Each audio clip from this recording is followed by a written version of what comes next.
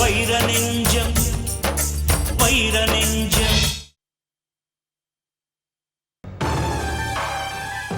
இங்க பாரு வைத்தீஸ்வரி, கொஞ்ச நாளா உன்னை பார்க்கறதுக்கே எனக்கு ரொம்ப மனசுக்கு சங்கடமா இருக்கு. இப்ப கூட பாரு, போன் அடிச்ச உடனே மூட் அவுட் ஆகி போய் உட்கார்ந்துருக்க. இப்பவெல்லாம் போன் பெல் அடிச்சாலே பவானியா இருக்குமோ, மதனா இருக்குமோ, இல்ல அந்த வயிற்று பிள்ளைக்காரி பிரியாவா இருக்குமோன்னு திக்கு திக்குன்னு பயந்து நடுங்கி சாகுற. நீ எல்லாம் பயப்பட மாட்ட, அது எனக்கு தெரியும். இருந்தாலும் ஒரு பேச்சுக்கு சொன்னேன். நீ இப்படி சோகமா இருக்கிறத பார்க்கும்போது எனக்கு மனசுக்கு ரொம்ப சங்கடமா இருக்கு. அதான். ரொம்ப அக்கறை எடுத்துக்காதடி, உன்னை பத்தி எனக்கு தெரியும். நந்தினி கிட்ட போய் அவளுக்கு சப்போர்ட்டா பேசுறது, இங்க வந்து எனக்கு சப்போர்ட்டா பேச வேண்டியது. பாத்தியா பாத்தியா, என்ன போய் தப்பா நினைக்கிறிய? நந்தினி பாப்பாவை புகழ்ந்து பேசுறது அதுகிட்ட இருந்து விஷயத்தை கறக்கிறதுக்கு தான். அப்பத்தானே நீ உஷாரா இருக்க முடியும். அம்மாடி, நீ நல்லா இருந்தா தானுமா என் வாழ்க்கையும் நல்லா இருக்கும். போடி, இன்னைக்கு நேத்த உங்ககிட்ட பழகிறேன், உன்னை பத்தி எனக்கு தெரியாது. நந்தினி என்ன பண்றா? பாப்பா மேடம் குளிக்கிறாங்க. ஆனந்த நான் கூப்பிட்டேன்னு வர சொல்லு. சாரி.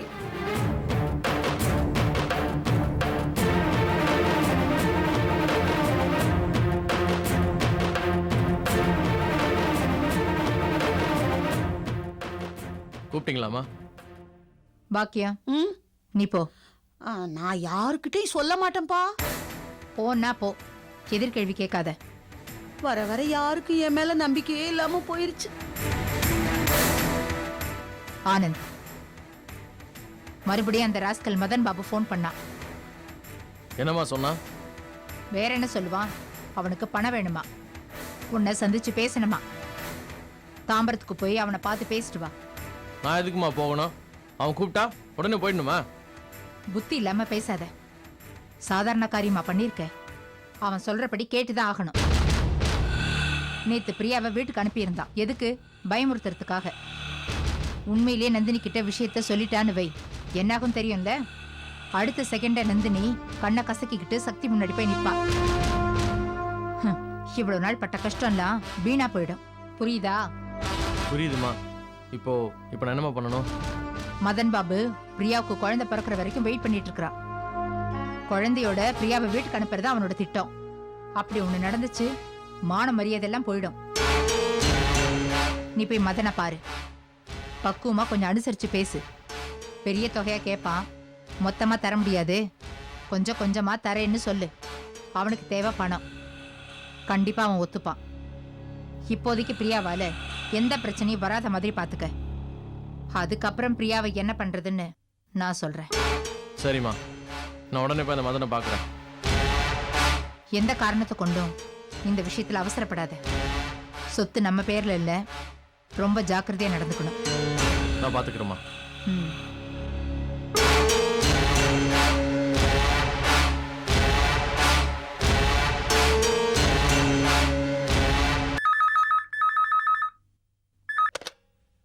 ஹலோ மகா, நான் ராஜாராம் பேசுறேம்மா. சொல்லுங்கப்பா.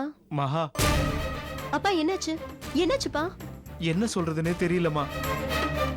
உங்க அம்மா பாட்டி வரணும்னு பிடிவாதமா இருக்காமா. சங்கர நாராயணன் ஒரு வாரம் தான் டைம் கொடுத்துருக்காருமா. அதுக்குள்ள பாட்டியை நீ கூட்டிட்டு வரலனா எல்லாமே நம்ம கையை விட்டு போயிடுமா. எல்லாம் எழுந்துட்டு நிர்கதியா நிக்க வேண்டியதாம்மா. அம்மா கிட்ட பேசி பார்க்க வேண்டியதானேப்பா? நான் எவ்வளவு எடுத்து சொல்லியாச்சுமா, அவ ஒத்துக்க மாட்டேங்கிறா. உங்க பாட்டி வந்தாதான் சம்மதிப்பேன்னு அடம் பிடிக்கிறாமா. நீ எப்படியாவது மாமியை கூட்டு வந்துருமா. இனிமே எல்லாம் உன் கையில தான் இருக்கு.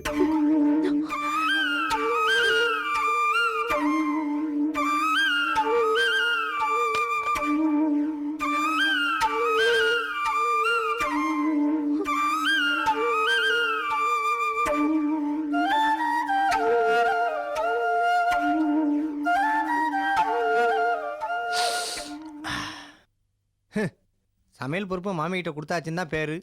எல்லா வேலையும் நாமளே செய்ய வேண்டியதாக இருக்குது. டிரைவர் நான் இங்கே இருக்கேன், சத்தியமா பாட்டுக்கு வண்டி எடுத்துக்கிட்டு போயிட்டாங்க.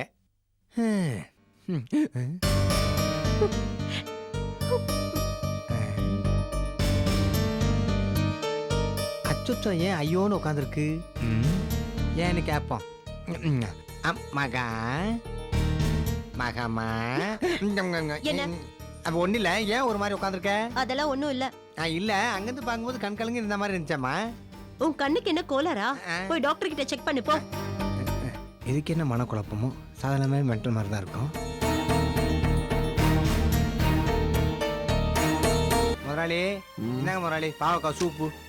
உனக்கு தெரியாத வேலையில எதுக்கடா செய்யற? ஆமாம், மாமி அடிக்கடி ரெஸ்ட் எடுத்துருது. வீட்டில் இருக்கிற வேலைலாம் யார் செய்வா சொல்லுங்க நீங்க. அதுக்காக எனக்கு சூப் போட தெரியுமா தப்பா நினைச்சிடாதீங்க. மாமி இப்பதான் சமைக்கிறா. அந்த காலத்துலேருந்து நான் சமைச்சு தான் இந்த வீட்டில் எல்லாருக்கும் நல்லா உடம்பு வளர்ந்துருக்கு. பேசுறாரு. டேய் அண்ணாமலை, ஒரு நிமிஷம் தாங்க வை. சரி.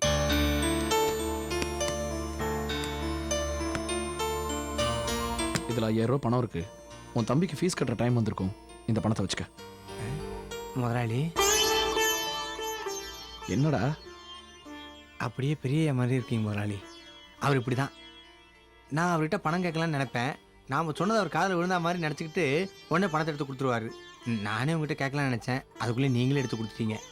ரொம்ப ஐஸ் வைக்காத, போய் வேலையை பார்ப்போம். சரி முதலாளி. முதலாளி அப்புறம் இந்த அச்சொச்சோ மகா இருக்கால, அவ ஒரு மாதிரி டல்லாக உட்காந்துருக்கா முதலாளி. என்ன என்னன்னு தெரியல, நீங்களே வந்து கேளுங்களேன்.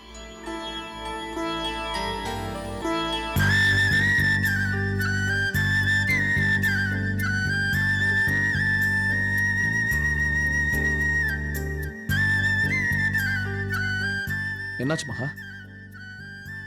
என்னாச்சு? நல்லா உட்காந்துருக்க? எப்பவும் கலகலன்னு சிரிச்சு பேசிட்டு இருப்ப. அப்போ இந்த மாதிரி தான் உட்காந்துருந்துச்சு. கண்ணெல்லாம் கலங்கி இருந்தது. என்னன்னு கேட்டதுக்கு ஏதோ பேசி மலிப்பிருச்சு. என்னன்னு தெரியல. என்னாச்சு மகா? ஏதாவது பிரச்சனையா? எங்க அப்பா ஃபோன் பண்ணியிருந்தாரு. எங்க அம்மா பாட்டியை பார்க்கணும்னு ஆசைப்படுறாங்களா? மாமிக்கு எவ்வளவு தூரம் எடுத்து சொன்னாலும் புரிய மாட்டேங்குது. ஆமாம் முதலாளி, அன்னி கூட சத்தியமாக சொன்னதுக்கு காதலே வாங்கிக்கலையே. ஆனால் லெட்டர் வந்தால் மட்டும் மூலையில் உட்காந்துக்கிட்டு மகா மாதிரி அழ தெரியுது. சரி, இப்போ நான் பேசுறேன். ஆமாம் முதலாளி, நீங்கள் பேசினா தான் சரி வரும். ஒரு நிமிஷம் நானே கூப்பிட்றேன். மாமி மாமி. என்னடா எதுக்கு இப்படி கத்துற? நான் ஒன்றும் கத்தலை. வேற ஏதாவது உங்களை கூப்பிட சொன்னாரு. என்னன்னு அவரே கேளுங்க. சொல்லு வைரம். உங்களுக்கு புரியுற மாதிரி எவ்வளவு தூரம் எடுத்து சொல்லிட்டேன். ஆனா நீங்க மனசாட்சி இல்லாம நடந்துக்கிறீங்க. நீ எதை பத்தி பேசுற? கொஞ்சம் புரியும்படியா சொல்லு. புரிய முடியும் சொன்னா மட்டும் நீங்க புரிஞ்சுப்பேல. நிறுத்துடா. தலையும் புரியாம வாழும் புரியாம பேசிண்டு. சரி, கிளம்பி ரெடியா இருங்க. சக்தி வந்ததும் நான், சக்தி, மகா, நீங்க எல்லாம் ஒரு இடத்துக்கு போறோம். எங்கடா? மகா வீட்டுக்கு. அவங்க அம்மாவை பார்க்கறதுக்கு. அவங்க அம்மா யாருன்னு தெரியும்ல? உங்க பொண்ணை பார்க்கறதுக்கு தான் போறோம். பொண்ணா? யார சொல்ற நீ? அப்படி யாரும் நேக்கு இல்ல. அந்த உறவு முறையெல்லாம் எப்போ முடிஞ்சு போச்சு. ஏன் இப்படி கொஞ்சம் கூட பாசமே இல்லாம பேசுறீங்க? இந்த வீட்ல யாருக்கு வேணாலும் தெரியாம இருக்கலாம். நோக்கு தெரியாம இருக்கிறதுக்கு வாய்ப்பே இல்ல.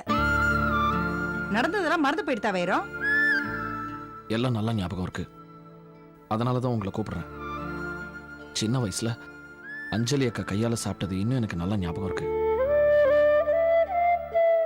இன்னும் என் மனசுக்குள்ள அந்த பாசம் இருக்குதான் செய்யுது. நேக்கு இல்ல. என்ன பண்ண சொல்ற? தும்மினா அப்பா, கால் தடிக்கு விழுந்தா அப்பா அப்பான்னு, எதுக்கு எடுத்தாலும் அப்பா அப்பான்னு தோப்பனார் பின்னாடி போ தெரிஞ்சதோனா? இன்னைக்கு அந்த ஜெர்மன்காரியை தேடி நான் போகணுமா?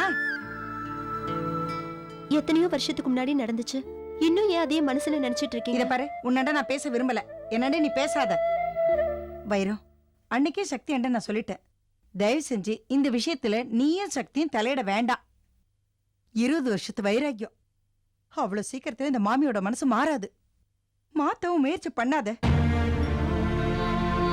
பாத்தீங்களா எப்படி பேசிட்டு போறாங்கன்னு? பார்க்கலாம் மகா, எத்தனை நாளைக்கு இந்த வைராக்கியம்னு பார்க்கலாம். நீ ஒன்றும் கவலைப்படாத. சக்தி வரட்டும். நீ நான் சக்தி 3 பேரும் போய் உங்க அம்மாவை பார்த்துட்டு வருவோம். எனக்கும் அஞ்சலி அக்கா பார்க்கணும்னு ஆசையா இருக்கு. சரியா? சரிங்கய்யா.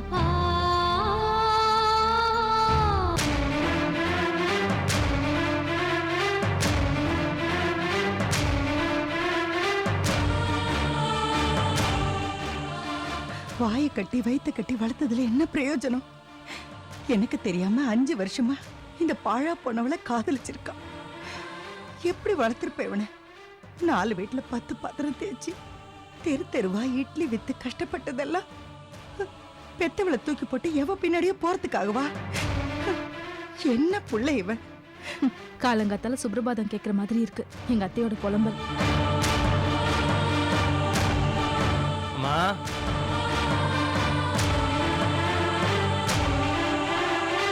அம்மா அம்மா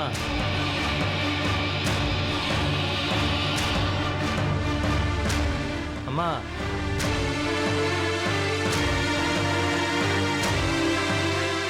அம்மா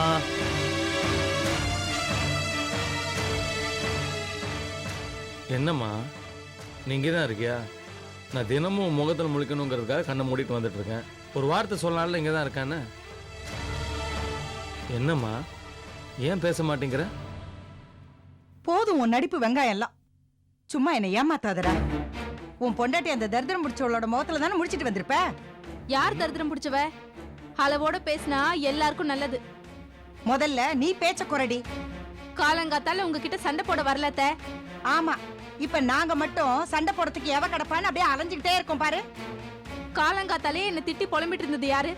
மகேஸ்வரி, நீயே அது கொஞ்சம் பேசாம இரு. நானும் அங்க பேசினேன். முதல்ல உங்க அம்மாவை சும்மா இருக்க சொல்லுங்க. ஏம்மா எப்பவும் முகத்தில் முழிக்கிறது தானே வழக்கம். நான் அதுக்காக தானே வந்தேன். ஏம்மா இப்படியெல்லாம் பேசிட்டு இருக்க? ஆமாண்டா, நான் பேசுறதெல்லாம் இப்ப உனக்கு தப்பா தான் தெரியும். ஆம்பளை துணை இல்லாம உன்னை எவ்வளவு கஷ்டப்பட்டு நான் வளர்த்திருப்பேன். வீட்டு வேலை செஞ்சதோட மட்டும் இல்லாம தெரு தெருவா இட்லி வித்தெல்லாம் உன்னை படிக்க வச்சேன். என்னை இப்படி ஏமாத்திட்டியடா. அம்மா நான் என்னம்மா பண்ணேன்?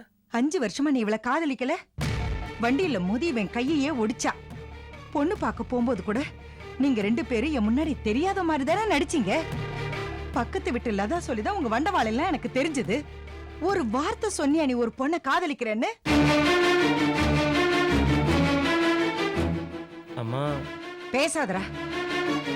நான் கேட்டதுக்கு மட்டும் பதில் சொல்லு. கல்யாணத்துக்கு முன்னாடி உனக்கு இவள தெரியுமா தெரியாதா? தெரியுமா? அப்படி வாடா வழிக்கு. அம்மா கையை ஒடிச்சவளா இருந்தாலும் பரவாயில்ல, காதலிச்சவளை கை பிடிக்கணும். பெத்த பாவத்துக்கு நல்லாவே ஏமாத்திட்டடா. ஆமா, 5 வருஷம் உங்க புள்ள என்ன லவ் பண்ணாரு. அதனால இப்ப என்ன குறைஞ்சு போச்சு? அதான் உன் முந்தானையிலே முடிஞ்சு வச்சிட்டல்ல, இன்னும் என்ன வேணும்? அம்மா ஏம்மா இப்படி எல்லாம் பேசுற? நான் என்னைக்குமே உன் புள்ளதாம்மா. போதுண்டா ரவி, இந்த வார்த்தையில இனிமே நான் நம்ப மாட்டேன். எப்ப எனக்கு பிடிக்காதவளை கல்யாணம் பண்ணிக்கிட்டு இந்த வீட்டுக்கு கூட்டிட்டு வந்தியோ அப்பவே உன் மேல இருந்த நம்பிக்கை எல்லாம் போயிடுச்சு. அத்தை, கல்யாணத்துக்கு முன்னாடி நீங்க யாருன்னு தெரியாம வண்டியில வந்து மோதுனது உண்மைதான். நீங்க தான் என் மாமியார்னு தெரிஞ்சதுக்கு அப்புறம் ஒரு வார்த்தை நான் பேசியிருப்பேனா? இவ்வளவு நேரம் இந்த பேச்சு பேசினது யாருமா? உன் அம்மாவா? எனக்கு உங்களுக்கு தான் பிரச்சனை. தேவையில்லாம எங்க அம்மாவை இழுத்தீங்க. நடக்கிறதே வேற. என்னடி பண்ணுவ? என்ன பண்ணுவ? ஐயோ, 2 பேரும் கொஞ்ச நேரம் பேசாம இருக்கீங்களா? முதல்ல உன் பொண்டாட்டிய வாயை அடக்க சொல்லுடா. இத பாருங்க அத்தை, ஒரு பொண்ணு கழுத்துல தாலி ஏறினதும் பெத்தவங்க, கூட பிறந்தவங்க, பிறந்த வீட்டு சொந்த பந்தம் அத்தனையும் மறந்துட்டு புகுந்த வீட்டு சொந்தம் தான் இனிமே நிரந்தரம், புருஷன் தான் இனிமே எல்லான்னு நம்பி வரா. அவளுக்கும் எல்லா உரிமையும் இருக்கு. என்னடி இப்ப சொல்ல வர நீ? உங்க புள்ள மேல உங்களுக்கு எவ்வளவு உரிமை இருக்கோ அதே உரிமை எனக்கும் என் புருஷன் மேல இருக்குன்னு தான் சொல்ல வரேன். போதுமா? எப்படி பேசுறா பாத்தியாடா? பாத்துட்டு என்னமோ மரம் மாறி நிக்கிற. அம்மா எனக்கு என்ன பண்றதுன்னே தெரியலம்மா. நீ எதுவுமே பண்ண வேண்டாப்பா. எனக்கு பிள்ளையும் வேண்டாம், மருமகளும் வேண்டாம்.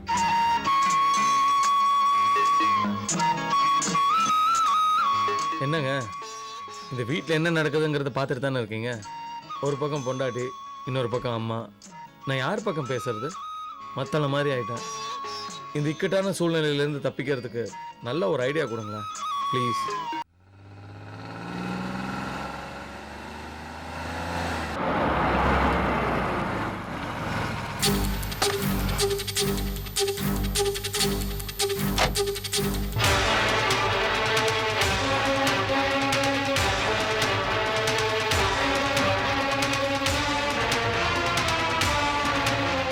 Hello sir.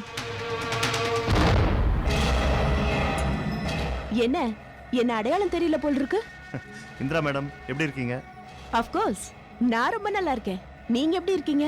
நான் நல்லா இருக்கேன். கங்க்ராச்சுலேஷன்ஸ், ஏசியா ப்ரமோஷன் கிடைச்சதுக்கு. Thank you. மிஸ்டர் ஜீவா, நான் உங்களை பார்க்கணும்னு தான் நினைச்சிட்டு இருந்தேன். எதேச்சியா நாம இங்க மீட் பண்ணியிருக்கோம். சொல்லுங்க மேடம், என்ன விஷயம்? உங்க ரிலேட்டிவ் விஜி ஜெயிலுக்குள்ள தானே இருக்காரு. அஃப்கோர்ஸ் ஒரு கொலைகேஸ் விஷயமா. சங்கர் கொலைகேஸ் விஷயத்துல விஜய் தான் சங்கரை கொலை பண்ணதுக்கு சாட்சி சந்தர்ப்பங்கள் சரியா இருக்கு. அஃப்கோர்ஸ் அந்த கேஸை விசாரிச்சு விஜய்க்கும் தண்டனை வாங்கி கொடுத்தாச்சு. முடிஞ்சு போன அந்த கேஸை திருப்பி வெளியில கொண்டு வரதுக்கு ட்ரை பண்றீங்க போல் இருக்கு. ஏன் மேடம், எனக்கு அந்த கொலையில சந்தேகம் இருக்கு, நான் விசாரிக்கிறேன். நான் மறுபடியும் இந்த கேஸை எடுத்து நடத்தக்கூடாதா? அஃப்கோர்ஸ் அந்த கேஸை விசாரிக்கிறதுக்கு நீங்க ஒண்ணு சிபிஐ ஆபீசர் இல்லையே, வக்கீல். உங்க வக்கீல் பணியை மட்டும் பாருங்க. அஃப்கோர்ஸ் இத நான் சொல்லல, உங்களை பத்தி நிறைய கம்ப்ளைண்ட்ஸ் வருது. யார் மேடம் கம்ப்ளைண்ட் கொடுத்தது? கொலை செய்யப்பட்ட சங்கரோட தங்கச்சி சுதாவும் அவரோட அத்தை பொண்ணு யமுனாவும். நீங்க அந்த கொலைகேஸ் விஷயமா அவங்க வீட்டுக்கு போய் அடிக்கடி தொந்தரவு கொடுக்கறீங்கன்னு அவங்க கம்ப்ளைண்ட் கொடுத்திருக்காங்க. அஃப்கோர்ஸ் ஒருத்தங்க அனுமதி இல்லாம அவங்க வீட்டுக்கு போறது கிரிமினல் குற்றம். ஒரு வக்கீலா உங்களுக்கு அது தெரியும்னு நினைக்கிறேன். அஃப்கோர்ஸ் ஃப்ரெண்ட்லியா தான் சொல்றேன். சங்கர் கொலைகேஸ் விஷயமா பண்ற என்கொயரி எல்லாம் நிப்பாட்டிடுங்க. அது போலீஸோட வேலை, அதை அவங்க பாத்துக்குவாங்க. அஃப்கோர்ஸ் சங்கரை கொலை பண்ணது விஜி, அதுதான் உண்மை. இனிமே இந்த பொண்ணுங்க இருக்கிற வீட்டுக்கெல்லாம் போய் என்கொயரி பண்றதெல்லாம் இருக்கக்கூடாது. இதுதான் உங்களுக்கு ஃபர்ஸ்ட் வார்னிங்.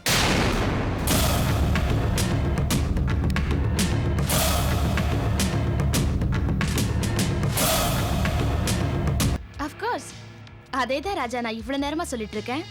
புரிஞ்சு நடந்துக்கோ. தேவையில்லாம வம்ப வேலை கொடுத்து வாங்காத. அஃப்கோர்ஸ் ஜீவா, உனக்கு எதுக்கு இந்த வேண்டாத வேலை? அஃப்கோர்ஸ் அன்னைக்கு ஃபோனில் பேசினவ கூட அடிக்கடி அஃப்கோர்ஸ்ன்னு தானே யூஸ் பண்ணா. அதே மாதிரி இவங்களும் சொல்கிறாங்களே, ரெண்டு குரலும் ஒரே மாதிரி தான் இருக்கு. இவங்கள விசாரிக்காமல் விட்டுட்டோமே. இந்த கேஸை என்கொயரி பண்ண வேண்டான்னு இவங்க ஏன் சொல்கிறாங்க? நல்ல க்ளூ கிடச்சிருக்கு.